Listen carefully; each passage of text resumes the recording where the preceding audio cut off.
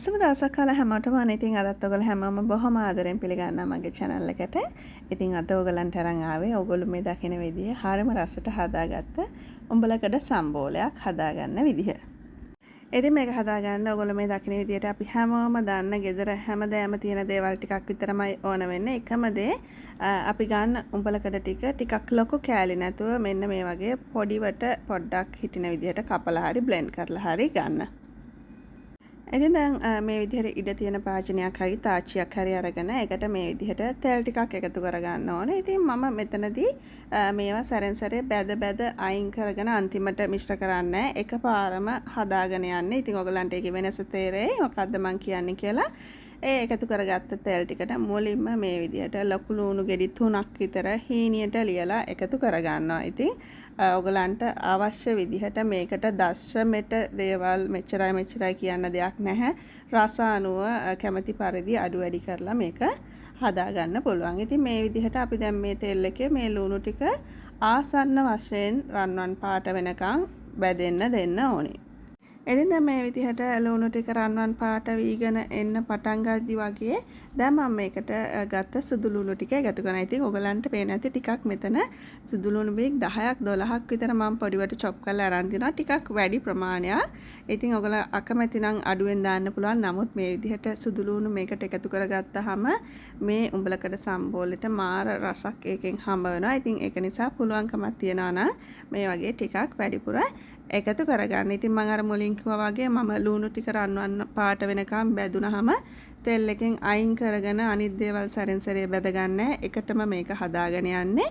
ඉතින් මේ වෙලාවේදී දැන් එකතු කරේ තලාගත්ත එනසාලට 4-5ක්. ඒකත් මේකට එකතු කරලා අර සුදු ලුණුයි දැන් මේ ඔක්කොම අපි රන්වන් පාට වෙනකම් වගේ බැද ගන්න ඕනේ. අනිත් දැන් ඔයගලන්ට පේනවනේ ගත්ත සුදු ලුණු වගේම ලුණු ටිකත් රන්වන් පාට වේගන එන්නේ. ඉතින් මේ වෙලාවේදී ලිපේ ගින්දර හොඳටම දැන් අඩු කරලා මම මේ විදිහට කපාගත්ත කරපිංචා ඉති 3-4ක කොළ එකතු කරනවා.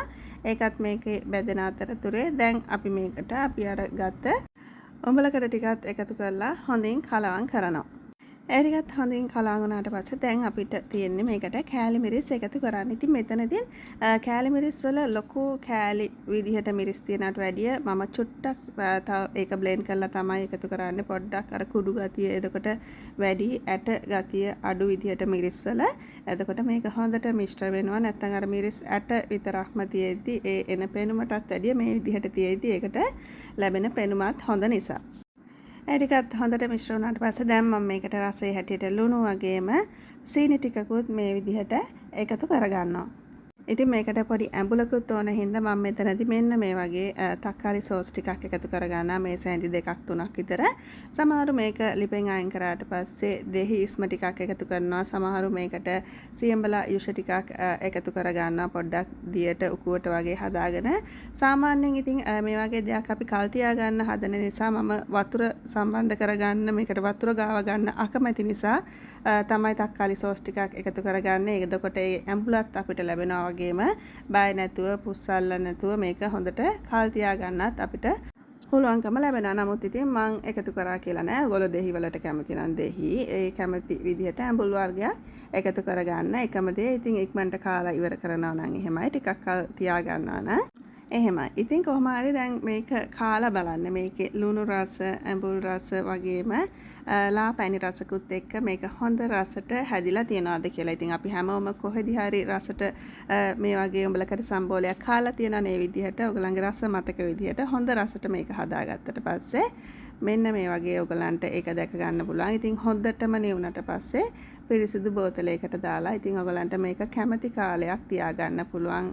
රට ඉන්න කෙනෙකුට යවන්න කිරිබත් ටිකක් හදලා හදිස්සියකට කන්න. ඒ වගේම තමයි ෆ්‍රයිඩ් රයිස් එකක්, නූඩල්ස් එකක් වගේ රස කරගන්න ඔය ඕන විදිහකට ඔයගලන්ට මේක පාවිච්චි කරන්න පුළුවන්.